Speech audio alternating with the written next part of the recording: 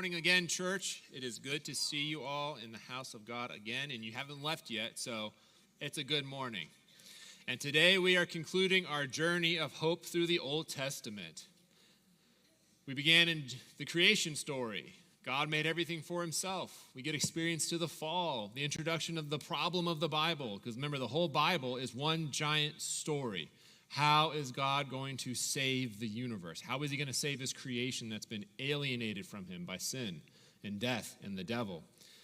And the story goes on where eventually when you get through all these Sunday school stories that we kind of associate with, like Noah's story, Abraham, David, God narrows this promise of how he's going to do what he's going to do. He gets more specific as the Bible goes on, how he's going to actually save everybody.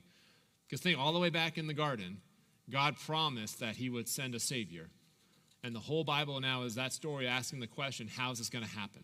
How is God going to save us? How is he going to send this chosen seed that will crush the head of the serpent?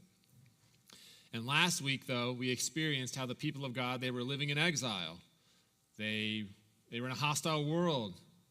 They did not listen to God and got sent into judgment. They went into Babylon. But after 70 years, according to the words of the prophet Jeremiah, God said that the time of the exile would be over. And people started to come back to the promised land in waves. God was faithful. He said he would do that.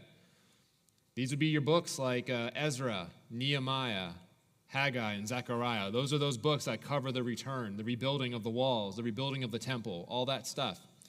And now you think that after about 100 years after the return, after the temple is rebuilt, after the walls are rebuilt, you think after 100 years everything would be good.